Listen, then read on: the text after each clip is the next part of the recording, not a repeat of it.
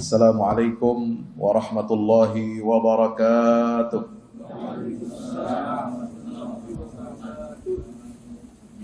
Alhamdulillah alladzi an'ama 'alaina bi ni'matil iman wal islam. Wassalatu wassalamu ala khairil anam wa ala alihi wa ashabihi wa man tabi'ahum bi ihsan ila yaumiddin, amma ba'd. Qala Allah Ta'ala fi kitabihil karim wa huwa asdaqul qailin. A'udzu billahi minasy syaithanir rajim. Bismillahirrahmanirrahim.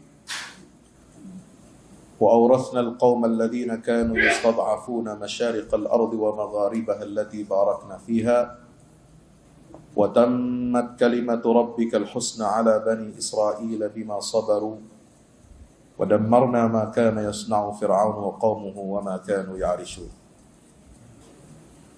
Alhamdulillah, bersyukur pada Allah. Pagi hari ini kita masih diberikan kekuatan, kesehatan, nikmat, kita dapat bangun tidur setelah sebelumnya Allah Ta'ala menahan ruh kita, menahan nyawa kita, dan kemudian dikembalikan lagi kepada raga dan tubuh kita sehingga kita dapat bangun dan kemudian memenuhi panggilan Allah untuk melaksanakan ibadah subuh berjamaah. Seandainya ruh kita tidak dikembalikan pada saat tidur, maka kita tidak dapat datang ke tempat ini, berjalan kaki sendiri, tetapi justru kita yang dibawa dan digotong ke tempat ini, betul? Maka itu kita bersyukur kepada Allah Subhanahu wa Ta'ala masih dapat merasakan nikmat kita dapat beribadah. Maka sebelum kita digotong dan dibawa ke masjid, maka sudah sepantasnya kita harus senantiasa dapat memakmurkan masjid ini dengan sebaik-baiknya. InsyaAllah dengan memakmurkan masjid ini tanda bahwa iman kita juga makmur dengan izin Allah Subhanahu wa Ta'ala. Amin ya rabbal alamin. Sebab Allah Ta'ala berfirman, innama ya'muru masajidallah man amana billah wal yawmil akhir wa aqamas salata wa ataz zakah.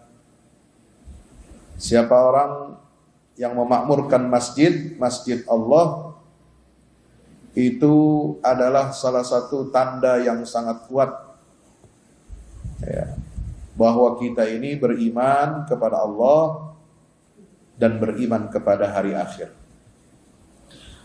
Kita akan melanjutkan kajian kita pada pagi hari ini tentang daurah kitab Al-Arba'un fi Fiqhin Nasri wa Tamkin. 40 hadis Nabi sallallahu alaihi wasallam dalam fikih meraih pertolongan dan kejayaan umat dari Allah Subhanahu wa Ta'ala. Semalam kita sudah sampaikan muqaddimah tentang tema-tema yang ada di dalam kitab hadis fikih arba'in fin nasri wa tamkin ini, yaitu ada 5 tema utama di dalam 40 hadis yang dikumpulkan oleh para ulama pejuang Baitul Maqdis. Yang pertama adalah asas keimanan, yang kedua adalah asas akhlak dan sosial, yang ketiga adalah pondasi amal dan strategi untuk mempersiapkan kekuatan umat. Yang keempat adalah hadis-hadis Nabi yang berkaitan dengan kabar-kabar gembira tentang masa depan Islam dan kaum muslimin sebagai janji Allah Subhanahu wa Ta'ala perwujudannya bahwasanya Allah pasti memenangkan agama ini di atas yang lainnya. Dan yang kelima, tema pokok utama dalam kitab fikih Al-Arba'in fi Fiqhin Nas wa Tamkin adalah dimensi sunnatullah. Apa saja hukum-hukum sunnatullah yang harus kita perhatikan untuk mendapatkan kemenangan dari Allah Subhanahu wa taala di akhir zaman, yaitu upaya kita untuk mengembalikan kemuliaan Islam dan kaum muslimin dengan merebut kembali Baitul Maqdis. Baitul Maqdis ini apa, Bapak Ibu dirahmati Allah? Sebelum saya lanjutkan masuk pada hadis-hadis Al-Arba'in, Baitul Maqdis ini adalah rumah Allah yang kedua dibangun di atas muka bumi ini setelah Ka'bah atau Masjidil Haram. Ketika Nabi SAW ditanya ayyul masjidaini buniya awal, ya Rasul, masjid apa yang kedua yang dibangun, atau masjid pertama itu yang mana yang dibangun dari dua masjid ini? Maka Nabi menjawab, Al-Masjidul Haram. Yang pertama dibangun di atas muka bumi ini adalah Masjidil Haram yang biasa kita ziarahi, biasa kita umrah, dan kita datang untuk melaksanakan rukun Islam yang kelima, yaitu ibadah haji. Tidak lain dan tidak bukan adalah al-qasdu li ziyarati baitillah, untuk datang bertawaf di rumah Allah Azza wa Jalla. Karena sesuai dengan firman Allah dalam surah Al-Imran, inna awwala baitin wudi'a lin-nasi lalladzi bi Bakkata mubarakan wa hudan lil alamin. Fihi ayatun bayyinatun maqamu Ibrahim wa man dakhalahu kana amina. Walillahi 'alan nasi hajjul baiti man istata'a ilaihi sabila. Sungguhnya rumah yang pertama dibangun di atas muka bumi ini untuk mentauhidkan dan menyembah Allah itu adalah yang ada di Bakkah, di lembah Bakkah. Yaitu apa? Masjidil Haram. Lalladzi bi Bakkata mubarakan, penuh dengan keberkahan. Wa hudan lil alamin, petunjuk bagi semua alam. Di dalamnya itu terdapat apa? Fihi ayatun bayyinat, tanda-tanda kebesaran Allah yang sangat jelas. Maqam Ibrahim, ada napak tilas, bekas jejak kaki Nabi Allah Ibrahim untuk apa? Menegakkan tauhid, membangun monumen tauhid yang paling agung, yang kemudian menjadi tempat bagi seluruh umat manusia dari seluruh penjuru dunia untuk datang ke tempat yang mulia ini, bukan untuk menyembah dan mengkultuskan Nabi Ibrahim, bukan untuk menyembah telapak kaki Nabi Ibrahim yang masih ada bekasnya, napak tilasnya, sebagaimana yang kita saksikan ketika kita diperintahkan oleh Nabi, disunnahkan oleh beliau untuk sholat di makam Ibrahim setelah tawaf 7 putaran di Ka'bah. Tapi semata kita untuk melihat bukti yang nyata yang tidak terbantahkan bahwa tauhid ini adalah agama, prinsip agama kita, agama Islam. Maka di situ kita bersyukur kepada Allah Subhanahu wa taala, mendapatkan bukti yang jelas, petunjuk yang jelas dari Allah Subhanahu wa taala untuk apa? Untuk kita menyembah Allah dan menjadi hamba yang bertauhid kepada Allah. Nah, kata Nabi SAW, rumah pertama yang dibangun itu adalah Ka'bah. Kemudian baru yang kedua itu adalah Masjidil Aqsa, ya, yang ada di Palestina. Para sahabat bertanya, berapa jarak di antara keduanya ya Rasulullah dalam pembangunannya? Itu jaraknya di antara pembangunan kedua rumah Allah ini adalah 40 tahun.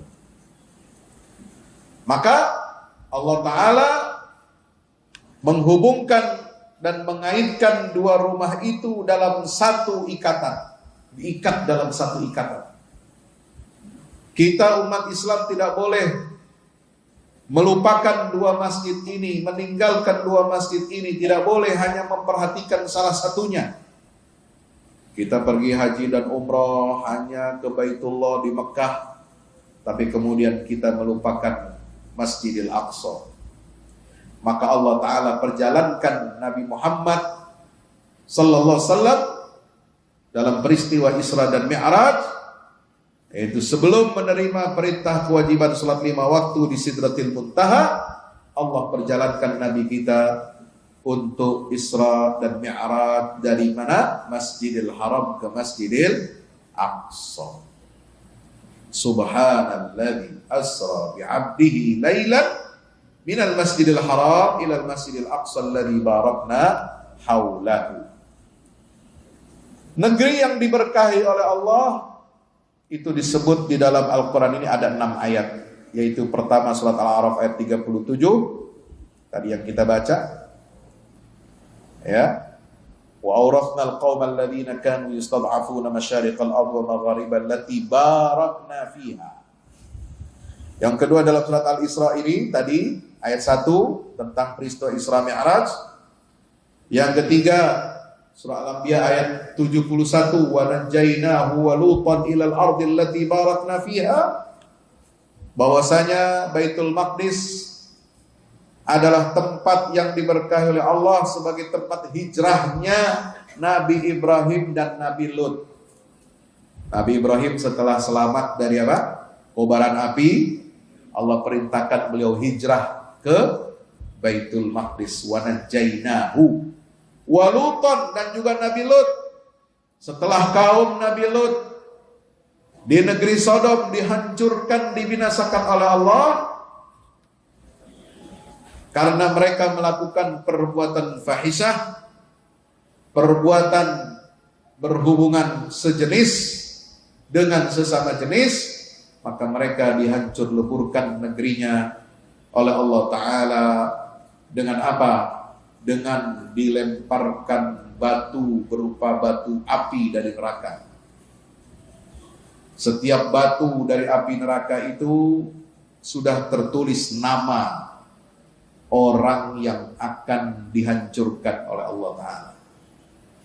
Ya, itu yang ditafsirkan oleh Buya Hamka dalam kitabnya Tafsir Al-Azhar. Ya. Kemudian setelah mereka dilempari batu dari api neraka, hancur, ya, gosok, terbakar, kemudian mereka buminya itu diangkat oleh Allah, lalu kemudian dibenamkan, dihancurkan lagi, ditimpakan ke dasar bumi. Supaya apa? Orang manusia ini tidak akan pernah melihat lagi negeri yang telah melakukan perbuatan fahisyah sampai akhir zaman, sudah dibenamkan oleh Allah, dan bekas negeri itu yang sudah Allah angkat dan tenggelamkan, dibinasakan ke bawah itu, kemudian di atasnya Allah berikan apa? Jadikan itu sebagai laut. Laut namanya sekarang Laut Mati, The Dead Sea. Laut Mati itu asam asinnya, garamnya sangat tinggi, sehingga tidak ada kehidupan ikan di situ. Tidak ada tanaman tumbuhan di lautan itu. Tidak seperti laut-laut kita. Laut kita, samudra kita ada berbagai macam tanaman. Ada terumbu karang, ada ini, ada itu. Ada ikan bermacam-macam ikannya. Kalau di Laut Mati tidak ada.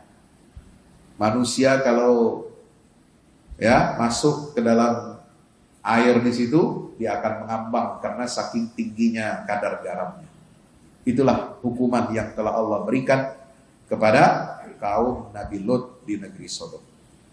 Dari mana kemudian Allah selamatkan Nabi Lut? Allah selamatkan Nabi Lut ke Baitul Maqdis. Alhamdulillah. Kemudian juga dalam wilayah 81 itu Baitul Maqdis dinyatakan oleh Allah sebagai pusat kekuasaan dan kerajaannya Nabi Sulaiman. Wali Sulaiman ar-riha 'asifatan tajri bi amrihi ilal ardi allati barakna fiha. Kami menundukkan pula untuk Sulaiman angin yang sangat kencang tiupannya yang berhembus dengan perintahnya ke negeri yang kami berkahi padanya, kami berikan berkah padanya. Itulah negeri Baitul Maqdis. Ya, Bapak Ibu dirahmati Allah Subhanahu wa taala. Yang berikutnya, yang kelima disebutkan dalam surat Saba ayat 18. وَجَعَلْنَا بَيْنَهُمْ وَبَيْنَ الْقُرَى الَّتِي بَارَكْنَا فِيهَا قُرًى ظَاهِرَةً وَقَدَّرْنَا فِيهَا السَّيْرَ سِيرُوا فِيهَا لَيَالِيَ وَأَيَّامًا آمِنِينَ. Kami jadikan antara mereka dan negeri-negeri yang kami berkahi, yaitu negeri Syam, beberapa negeri yang berdekatan, dan kami tetapkan antara negeri-negeri itu jarak perjalanan. Berjalanlah kamu di negeri itu pada malam dan siang hari dengan aman. Ini negeri yang diberkahi itu maksudnya adalah Baitul Maqdis. Ya. Nah, hadirin dirahmati Allah, disitulah semalam saya sampaikan bahwasanya kemuliaan umat ini, petunjuknya, penandanya, indikatornya itu ada pada Baitul Maqdis. Ketika Baitul Maqdis ini mulia dan jaya berada di bawah kekuasaan kaum muslimin, pada saat itu menunjukkan umat Islam ini kuat, umat Islam ini berjaya. Tapi kalau Baitul Maqdis ini negeri yang diberkahi oleh Allah, yang disebutkan tadi di dalam ayat yang dibaca oleh imam kita, ya qaumi dkhulul ardal muqaddasah, satu-satunya ayat bicara tentang Baitul Maqdis disebut dengan negeri tanah yang suci, disucikan oleh Allah. Itulah negeri Baitul Maqdis. Ya. Karena itu Allah mengingatkan sebelumnya, dalam ayat sebelumnya, tentang nikmat yang Allah berikan kepada Bani Israel. إِذْ جَعَلَ فِيكُمْ أَنْبِيَاءَ وَجَعَلَكُمْ مُلُوكًا وَآتَاكُمْ مَا لَمْ يُؤْتِ أَحَدًا مِنَ الْعَالَمِينَ. Allah jadikan di kalangan Bani Israel ini banyak nabi, banyak raja, dan Allah berikan apa nikmat yang tidak diberikan kepada umat lainnya. Maka itu jangan sampai kita umat Islam ini terjerumus kepada kekufuran nikmat yang sama seperti yang dilakukan oleh Bani Israel sepanjang sejarahnya. Ya, jangan-jangan Indonesia ini banyak bala bencana karena apa? Karena kita kufur nikmat seperti Bani Israel. Kalau Allah memberikan nikmat pada Bani Israel itu banyak nabi, banyak raja-raja, banyak nikmat. Allah berikan juga kepada bangsa Indonesia, negeri Indonesia ini apa? Kekayaan-kekayaan yang tidak ada diberikan kepada bangsa-bangsa lain. Lengkap di Indonesia ini. Apa aja ada, apa aja tumbuh. Ya, sawit itu hanya tumbuh di Indonesia dan Malaysia, di wilayah Khatulistiwa, tidak ada di tempat lain. Tambang yang paling lengkap, mineral, semua ada di Indonesia, tidak ada di tempat lain. Seperti itu, kekayaan alamnya. Maka itu kita jangan kufur nikmat, dan jangan sampai kita seperti digambarkan Allah dalam surah An-Nahl ayat 100 berapa? 112. وَضَرَبَ اللَّهُ مَثَلًا قَرْيَةً كَانَتْ آمِنَةً مُطْمَئِنَّةً يَأْتِيهَا رِزْقُهَا رَغَدًا مِنْ كُلِّ مَكَانٍ فَكَفَرَتْ بِأَنْعُمِ اللَّهِ.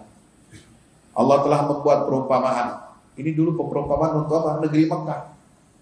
Dulu negeri itu apa? Aman, aminah, mutmainnah, tentram. Ya'tiha rizquha ragadan min kulli makan, rezekinya datang mengalir dari seluruh penjuru. Ya, seperti Indonesia. Masya Allah, hanya bedanya dulu negeri Mekah itu negeri tandus, gersang, gurun. Itu pun banyak rezeki yang Allah alirkan ke negeri Mekah yang tandus dan gurun ini. Sebagai apa? jawaban atas doa permohonan Nabi Ibrahim agar negeri itu diberkahi oleh Allah Subhanahu. Rabbi ja'al hadza baladan amina. 2 kali.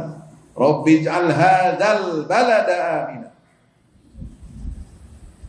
Wajnubni wa baniya an na'budal asnam, ayat yang pertama, dan yang kedua warzuqhum minats tsamarat, ayat yang kedua ini. Ya, maka rezekinya banyak. Fakafarat bi an'amillah, tapi penduduk Makkah itu kufur terhadap nikmat-nikmat Allah. Mereka mengubah nikmat tauhid, padahal ada buktinya Ka'bah itu sebagai tempat rumah untuk mentauhidkan Allah, menyembah Allah satu-satunya. Padahal di situ ada buktinya makam Ibrahim. Telapak kaki Nabi Ibrahim masih jelas ada, bisa disaksikan oleh manusia penduduk Makkah pada waktu itu. Bagaimana nenek moyang mereka dulu membangun rumah ini untuk menyembah Allah satu-satunya. Tapi kemudian mereka, anak cucu keturunannya, banyak yang kemudian ingkar dan khianat kepada ajaran Nabi Ibrahim. Mereka mengubah ajaran tauhid menjadi syirik. Ya. Syirik bukan berarti tidak menyembah Allah. Syirik menyembah Allah tapi juga melibatkan selain Allah dalam beribadatannya. Mereka buat berhala-berhala, mencontoh bangsa Romawi yang menyembah banyak berhala. Jadi ceritanya ada seorang pemuka Mekah Quraisy di zaman sebelum Nabi hidup, ratusan tahun sebelumnya, namanya Luhai bin Amru al-Khuzai. Dia ini kepala suku Quraisy. Dia kepala kafilah dagang Quraisy yang pergi ke negeri Romawi. Ya, seperti disebutkan dalam apa? Surah Quraisy. Li ilafi Quraisyin ilafihim rihlatas syita'i was-saif. Datang ke negeri Romawi, mereka melihat rombongan kafilah dagang Quraisy ini. Bangsa Romawi ini ternyata menyembah banyak berhala, patung-patung. Ya. Ketika mereka sedang dalam masa gersang, ya, tidak ada hujan, mereka minta turun hujan. Bagaimana caranya? Mereka sembah patung-patung itu, ternyata nggak turun hujan. Tapi ternyata ada patung yang kecil, ya, itu ternyata sakti. Saktinya apa? Ketika mereka sembah patung kecil ini, ternyata setelah itu turun hujan. Wah, ini kata Amru bin Luhai al-Khuzai ini, wah ini sakti juga ini. Bagaimana kalau kita beli saja patung ini, kita bawa ke negeri Mekah, tandus, nggak pernah hujan, kita bawa supaya bisa hujan. Nah itulah awal perubahan dari tauhid kepada syirik. Maka mereka bikin patung-patung. Patung dari Romawi dibawa, patung dari Persia dibawa ke Mekah, lalu mereka kreasi, mereka buat beraneka ragam patung-patung berhala di sekitar Ka'bah. Mereka menyembah Allah, tapi juga mereka menyembah patung berhala ini sebagai apa? Perantara mereka. Ma na'buduhum illa liyuqarribuna ilallahi zulfa. Kami tidak menyembah patung itu kecuali hanya untuk mendekatkan kita kepada Allah Ta'ala. Na'udzubillah min dzalik. Maka mereka dikutuk, ya, dengan apa? Dengan ujian, cobaan-cobaan. Fakafarat bi an'amillah fadzaqahallahu libasal ju'i wal khaufi mimma kanu yasna'un. Maka mereka diazab oleh Allah dengan pakaian kelaparan dan ketakutan.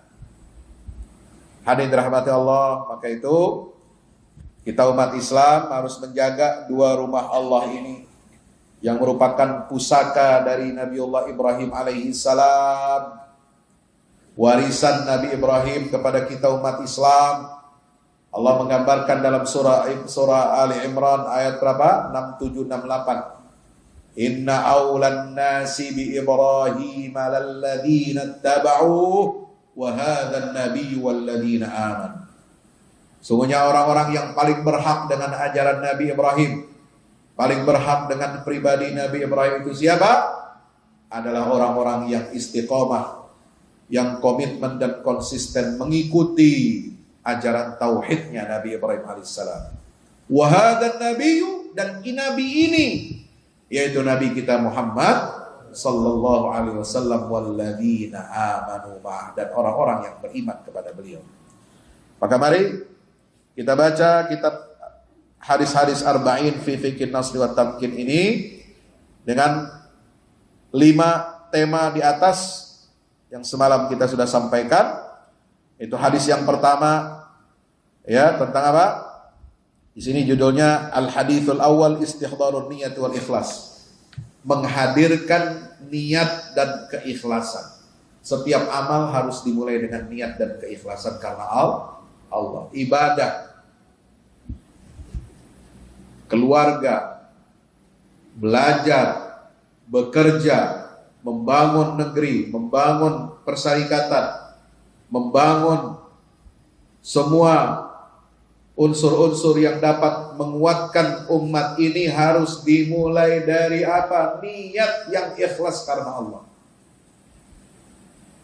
An Amiril Mu'minin Abi Hafsin Umar bin Al-Khattab radhiyallahu anhu qala sami'tu Rasulullah sallallahu alaihi wasallam yaqul, dari Amirul Mu'minin Abu Hafs yaitu Umar bin Al-Khattab, semoga Allah meridainya, beliau berkata, aku mendengar baginda Rasul sallallahu alaihi wasallam bersabda, innamal a'malu binniyat, sungguhnya amal-amal perbuatan itu bergantung kepada niat-niatnya.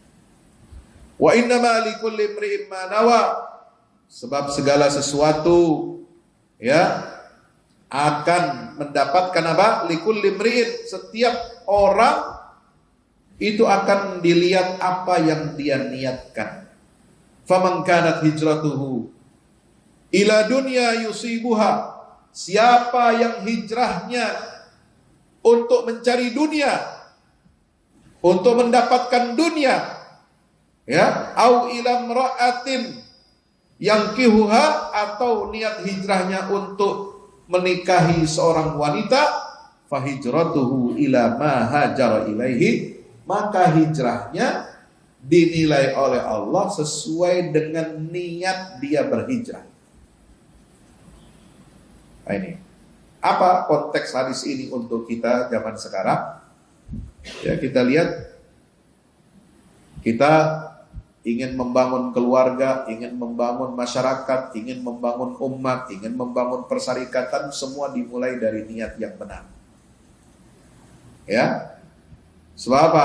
Niat ini menentukan, orientasi amal itu menentukan kualitas akhir daripada amal itu. Kita bangun Masjid Al-Istiqomah ini niatnya apa? Untuk memakmurkan rumah Allah. Untuk membuat jamaah yang sholat, yang beraktivitas, yang beribadah, yang berkegiatan di masjid ini menjadi nyaman, betah, untuk menjadi pusat cahaya penyebaran dakwah Islam.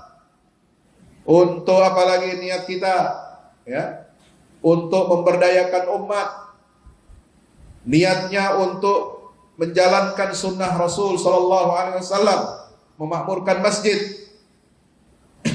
Niatnya untuk apa? Untuk berdakwah. Itu semua niat orientasi yang benar. Maka itu membangun ini harus pondasinya betul, pondasinya pondasi batu. Pondasinya ada pasir, ada besi, ada semen. Betul, itu pondasi fisik. Tapi pondasi yang paling dasar untuk semua bangunan yang akan kita bangun adalah semata, yaitu niat yang ikhlas karena Allah Subhanahu wa ta'ala. Sebagaimana Nabi Ibrahim membangun Ka'bah, beliau ikhlas niatnya semata-mata karena Allah. Beliau rumahnya di mana? Pertama di Baitul Maqdis di Palestina. Hijrahnya dari mana? Dari dari Mesopotamia, pindah ke Baitul Maqdis. Beliau diperintahkan Allah membangun rumah di lembah Makkah, jauh, berjalan ribuan kilo. Tidak ada transportasi, ya, seperti zaman sekarang. Jauh, sambil beliau membawa istri dan anaknya. Hajar beserta Ismail alaihissalam. Ya. Sampai di lembah Baka itu dia membangun Ka'bah. Dia tempatkan anak istrinya di sana. Padahal di sana kata Allah Ta'ala tidak ada tanaman, tidak ada kehidupan. Rabbana inni askantu min dzurriyyati biwadin ghairi dzi zar'in 'inda baitikal muharram rabbana liyuqimus shalah. Surat Ibrahim ayat 37. Ya. Itu niat Nabi Ibrahim supaya apa? Di sini menjadi cikal bakal tempat pusat orang beribadah, mentauhidkan Allah. Di sini dia tempatkan anak keluarganya untuk apa? Dekat dari rumah Allah untuk melaksanakan dan mendirikan salat Rabbana liyuqimus salat. Di sini nanti orang akan memakmurkan rumah Allah, tempat mentauhidkan Allah sampai akhir zaman. Itu niat Nabi Ibrahim. Makanya Allah berikan apa? Keberkahan pada Ka'bah, dan Ka'bah sejak saat itu tidak pernah sepi dari manusia yang menghambakan dirinya, yang meletakkan keningnya sujud kepada Allah Subhanahu wa ta'ala. Makanya Allah Ta'ala mengatakan apa? Wa ja'alaha kalimatan baqiyatan fi aqibihi la'allahum yarji'un. Karena jasa Nabi Ibrahim itulah, karena niatnya yang ikhlas, Allah jadikan dakwah tauhid itu sebagai kalimatan baqiyah, sebuah kalimat yang eksis, akan bertahan sampai akhir zaman. Alhamdulillah. Kalau kita bawa, kita tarik kepada konteks Muhammadiyah, ketika Muhammadiyah ini didirikan oleh Ki Ahmad Dahlan, beliau juga niatnya Masya Allah, ikhlasnya karena Allah. Kita tidak akan bisa melihat perkembangan Ormas Persyarikatan Muhammadiyah ini seperti sekarang kalau dulu asas pondasinya tidak kuat, tidak ada pondasi niat yang ikhlas karena Allah.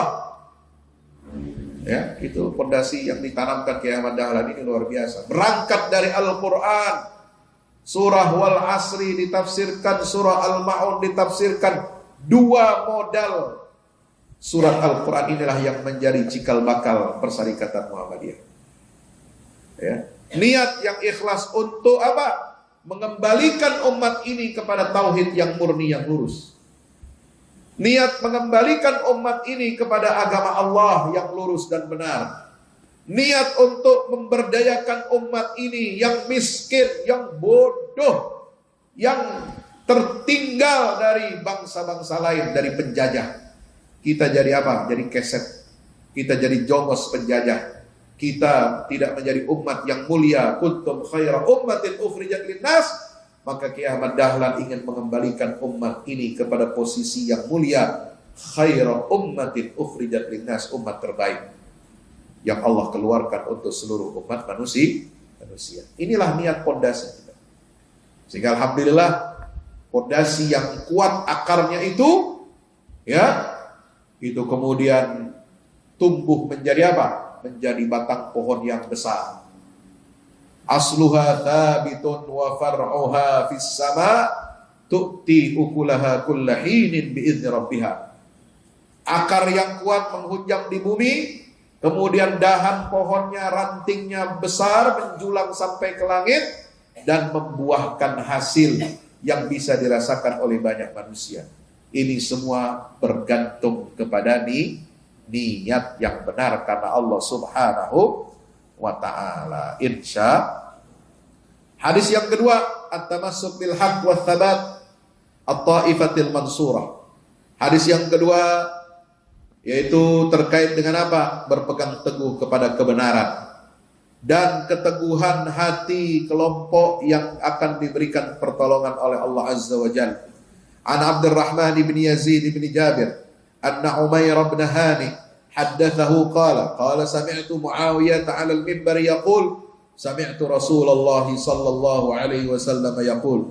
Dari Abdurrahman bin Yazid bin Jabir bahwasanya Umair bin Hani memberikan hadis, menyampaikan hadis kepadanya sambil berkata, aku telah mendengar Muawiyah. Siapa Muawiyah? Sahabat Nabi, penulis wahyu, sekretaris Rasulullah sallallahu alaihi wasallam. Ya, berpidato di atas mimbar, berdiri di atas mimbar, dia berkata, aku mendengar Rasulullah sallallahu alaihi wasallam telah bersabda, la tazalu ta'ifatun min ummati qa'imatan bi amrillah, akan selalu ada segolongan daripada umatku, mereka tegak dan menegakkan perintah Allah, la yadurruhum man khadalahum, tidak akan membahayakan mereka orang-orang yang meninggalkan, yang menelantarkan mereka, au khalafahum, atau yang menyelisihi mereka, hatta ya'tiya amrullah, sampai datang ketetapan Allah subhanahu wa ta'ala, wahum zahiruna 'alan nas, sementara mereka terus berada menang ya di atas kaum yang lain. Ini hadis diriwayatkan oleh Imam Bukhari dalam kitab Al-I'tisam bil Kitab was Sunnah. Nomor hadisnya 7311, dan juga dalam Sahih Muslim Kitabul Imarah hadis nomor 1920. Ya. Artinya apa? Allah akan menyiapkan dari umat ini segelintir atau sekelompok umat yang akan tetap terus menegakkan panji-panji agama Allah, dan kita berharap dan berdoa kepada Allah agar kita termasuk bagian dari Taifah Al-Mansurah. Amin ya rabbal alamin. Taifah Mansurah ini adalah sebuah kelompok golongan umat yang diberi pertolongan oleh Allah, tapi syaratnya bagaimana? Qa'imatan bi amrillah. Kita harus tetap terus tegak lurus di atas agama Allah, melaksanakan syariat Allah, senantiasa berpegang teguh kepada ajaran tauhid yang diwariskan oleh Nabi Allah Ibrahim dan syariat Nabi kita Muhammad sallallahu alaihi wasallam. Kalau kita menjadi umat yang seperti ini, kata Nabi SAW, la yadurruhum man khadalahum, kita nggak boleh khawatir, kita tidak boleh putus asa. Walaupun ada kawan-kawan kita yang mengaku seagama dengan kita, yang mengaku seiman dengan kita, yang mengaku seakidah dengan kita, lalu menelantarkan kita, membiarkan kita, atau menyelisih kita, dan bahkan menentang kita, tidak akan membahayakan kita. Kenapa? Karena kita yakin pertolongan Allah selalu datang bersama kita, hatta ya'tiya amrullahi wa hum zahirun 'alan nas. Nah, ini yang kita saksikan sekarang. Bagaimana umat Islam yang ada di Baitul Maqdis ini, sebab ini ada lanjutan hadisnya dalam redaksi hadis yang lain. Nabi ditanya, di mana mereka ini ya Rasulullah? Qalahum fi Baitul Maqdis wa ana fi Baitul Maqdis. Mereka kelompok yang seperti ini itu adanya di Baitul Maqdis dan wilayah-wilayah sekitar Baitul Maqdis. Artinya apa? Ini yang harus menjadi contoh tauladan kita adalah orang-orang yang berpegang teguh pada kebenaran. Keteguhan orang-orang Taifah Mansurah yang ada di Baitul Maqdis, di bumi Palestina, insya Allah semangatnya menular kepada kita, menjalar ke Nusantara, dan mudah-mudahan warga Perserikatan Muhammadiyah menjadi bagian yang menolong saudara-saudaranya yang ada di bumi Palestina, yang tidak meninggalkan dan tidak menelantarkan mereka. Insya Allah kita akan menjadi bagian daripada Taifah Al-Mansurah. Amin ya rabbal alamin. Yang ketiga, yang terakhir, hadis yang ketiga dalam pertemuan ini, insya Allah nanti ada masih banyak lagi jadwal pertemuan kita dalam safari dakwah ini, yaitu an-nahyu an isti'jalin nasri, larangan untuk tergesa-gesa, terburu-buru untuk menang. An Khabbab ibn al-Arat qala syakawna ila Rasulillah sallallahu alaihi wasallam, dari Khabbab ibn al-Arat, beliau berkata, kami mengadu kepada baginda Rasulullah SAW, wa huwa mutawassilun burdatan lahu fi zillil Ka'bah, ketika Nabi sedang bersandar ya di bawah bayangan Ka'bah. Ya. Apa kata para sahabat Nabi ini? Mereka mengadu kepada Rasul. Qulna lahu, kami berkata kepada baginda Rasul, ala tastansiru lana, ala tad'ullaha lana. Ya Rasul, kenapa engkau tidak meminta pertolongan untuk kami? Mengapa engkau tidak berdoa memohon kepada Allah untuk kami? Kalau engkau yang meminta, kalau engkau yang berdoa kepada Allah untuk memenangkan kami, niscaya kami saat ini juga pasti akan dimenangkan oleh Allah. Qala, apa jawaban Nabi SAW? Apakah Nabi marah? Tidak. Apakah Nabi cemberut mukanya? Tidak. Apakah Nabi naik pitam? Tidak. Tapi beliau berkata dengan lembut, menyampaikan kabar umat terdahulu. Kana rajulu fi man qablakum. Dahulu umat seperti kalian yang ada sebelum kalian datang, yuhfaru fil ardi, digali kuburannya di tanah itu, fayuj'alu fihi, maka kemudian mereka dimasukkan ke dalam lubang yang telah digali itu, fayuja'u bil minsyar, didatangkanlah gergaji, fayudha'u ala ra'sihi, gergaji itu diletakkan di atas kepala mereka, fayushaqqu bithnaini, kepala tengkorak manusia itu dibelah menjadi dua. Halo, Assalamualaikum. Ada yang pernah diuji dengan seperti ini? Hah?